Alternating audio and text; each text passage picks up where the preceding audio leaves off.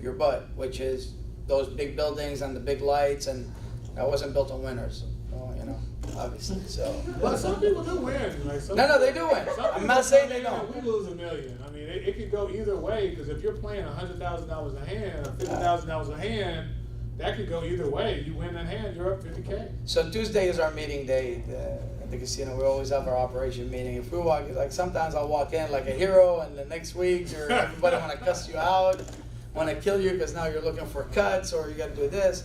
You got to start doing. But it's all. Go ahead. So when like people do win really like big money, are there people that like look at them with suspicion, like try and beat them up after? So now you're going back to the mob mentality. Casinos are not what the mob used to run. It's nothing like that anymore. Right? It's totally illegal. We have a body that oversees all the operations, the gaming commission. If anything happened and a complaint went to the gaming commission, they come and investigate. And we were in the wrong. We're bound to have a big fee and might sometimes lose your license. I mean, definitely the gaming commission is in charge of the whole casino bodies now. We don't have. No, but I do have something for that though. I have a crazy story. So when I was in Vegas, I worked at Flamingo. There was a lot of people that had been there since opening, which is the oldest hotel. There was a guy that came to the front desk. He's cursing. He's going off. He's complaining about he lost money. This happened, and I went and I took care of him, and he left. And the front desk agent had been there when the mob was there, and was like, Andre, you're really nice. Like back in the day, we would have never saw that guy again. I was like, well, we can't do that anymore. So we can kick him out the hotel, but we can't take him to the desert. But I'm sure back in the day when the mob was involved, that type of stuff probably happened. So how do y'all manage, in terms of counting cards? Like, is it all like done like through technology? So there's like cameras on tables and the ceiling and stuff. So counting card is not illegal. Right. It's not. But so what you do is, if you think there's somebody counting cards, first of all, you're gonna flat bet them. Flat betting means as soon as they make that bet, that's your bet for the whole shoe. You can't raise it, you can't decrease it. So if you're betting 5,000 a hand, you're stuck at 5,000 the whole shoe. And if you're a real card counter, you're gonna get up at that table and leave.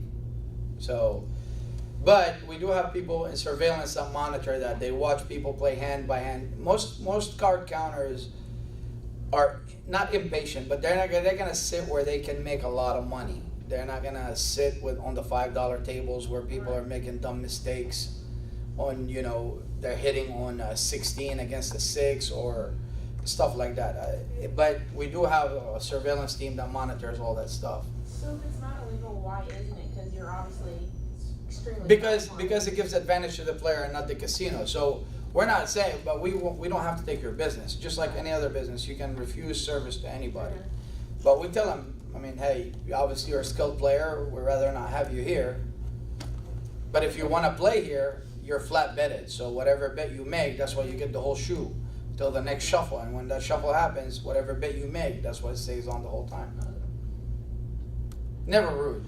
Now, if you were card counting back in the 80s, They would beat you up. you would have been no hands, no legs, half a tongue. It'd be rough. Oh, man. Is the Dubai hotel eco-friendly? It is. From the sheets to the way that all the food and beverage outlets, the way that they expose with the food, just everything. The whole country is. I was gonna say most hotels now are going to eco-friendly. Like everybody's switching. Lights, like if you leave the room, a certain period of time, the lights automatically turn off, which is good and bad so, because sometimes it's all motion sensor. So sometimes it could go the other way and you walk in and the motion sensor doesn't work and then the lights are off. You're trying to figure out how do I turn it on, but it's all motion sensor. So it was good, and they had it in every aspect of the hotel and food and beverage too. I think you can turn them off. Just Andre had a little lot of the sauce. Well, I know some hotels in Europe, they're, the way the lights when you put your Yep. drink in there, are they doing that or is it just a sensor? They just had a sensor. Uh, They just had a sensor. How many rooms was it total, including like the apartments and everything else? Do you know? So there was we opened 2 5-star hotels. One was 310 rooms, the other one was 250. But then they also had townhomes, apartments that you could live in and they started at like $1 million plus. Because Just I saw there were 2,100 parking spots, and that just doesn't seem. 2,400. 24. but there's also that huge retail area out Yeah, there I was too that gonna you say, don't saw. forget the So mall. some people don't go to the hotel; they may just go shopping. But we opened up Guy Fieri's Hell's Kitchen over there as well. So a lot of people would go to eat as well because they see all this stuff on TV. They watch the TV show, and then they want to go in and eat. So you'd have a lot of people that may not stay at the hotel, but they may want to go to Guy Fieri's. They also opened up the same buffet that we have in Caesar's Palace in Las Vegas, Bacchanal, which is voted the #1 buffet in the country. It's great. So a lot of people wanted to go and experience that as well. So they took some of the really well-known brands from our portfolio in Las Vegas and put those in Dubai, and it really drove people, especially Hell's Kitchen, which I think was the #1 revenue restaurant yeah, in Las man. Vegas. Just all Gordon time Las Ramsay. Vegas. Anywhere Gordon Ramsay goes is So gonna if you ever go to Vegas and you want to eat there, make your reservation like months in advance because it's very difficult to even get in there. If I didn't know Romeo, Oh, I cool. wouldn't have gotten I was gonna say Cole. there. The random question, but it's the Ferris wheel that's on the island. I'm glad you called it a Ferris wheel. It's an observation wheel. I'm just kidding. No, I'm glad you called it because that's why I call it and I get in trouble every time I call it a Ferris wheel. It's all the same.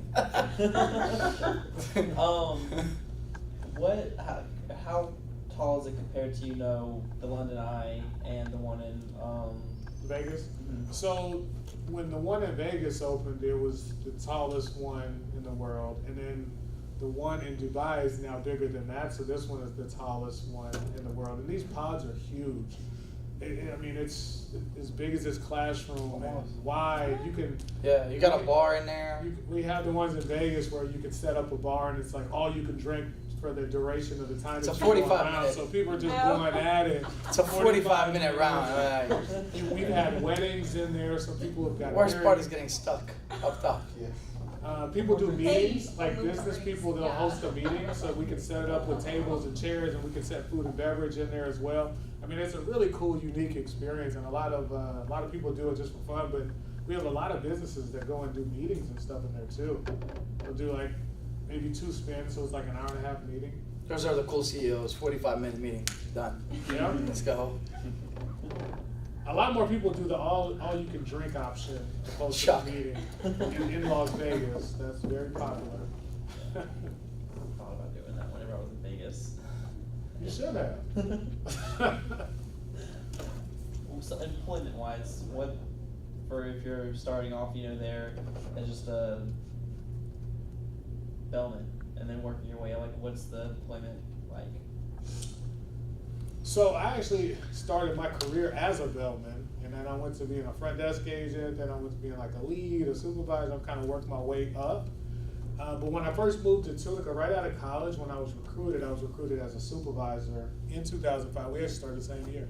In 2005, and I've kind of just progressed up through there. The good thing with Caesars, again, is there's so many properties that you can move around to. My goal was to go to Las Vegas. I went to Las Vegas and I managed 5 properties there. And then I had an opportunity to come back to Tunica, and then I went to Dubai. I mean, there's just, the opportunities are endless. There's so many different markets, so if there's not something here, then there may be something in Atlantic City that you can do. Or if I go right now to like the e-transfer where you can see all the open positions, there's stuff everywhere. You just have, sometimes to be honest, if you're mobile, especially coming out of school, it helps you to advance faster as well. Sometimes that's not always possible, but if it is, it does help in some cases. Now, Andre, would they go to the Caesars site and then click on careers? Yes, right on Caesars.com, and you click on careers. We're actually doing summer internships this year. I was gonna We've say had a few people from University of Memphis that have went through those programs before. We have people that are working there now in management positions that came out of the internship program. So Marta kind of funnels all that stuff. So if it's something you're interested in, get with Marta and she'll send it through because it's a great program.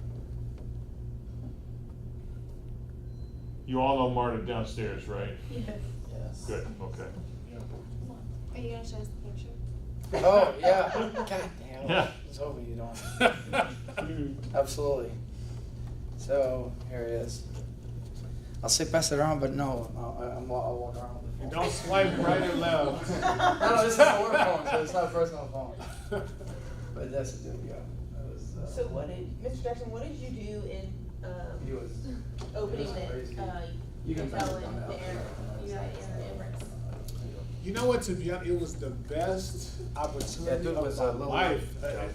So, working in Dubai, it's a different culture. Yeah. The work ethic is different from the work ethic that we're used to. We're used to working 8 hours, getting 2 days off. It really put everything in perspective. So what they did, like the employees, they worked 6 days a week, 10 to 12-hour days. They only had 1 day off.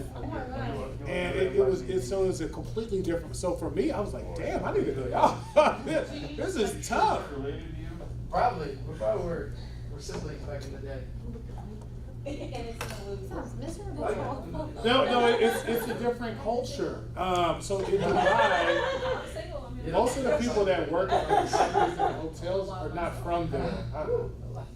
I'd say everybody at Caesars, we have over like 100 different nations of people. So we hire people from all over the world. So you have people that were from Russia, from Kyrgyzstan, from Africa, from the Philippines, because they're called expats. So in Dubai, and most of all the hotels, there are people that are from all over the world that work there. So it was the most diverse people I've ever worked with. You're sitting in a room and you're going in a meeting and there's somebody from Germany, the person that's talking is from the UK, somebody's from South Africa, somebody's from Cairo, somebody's from Russia.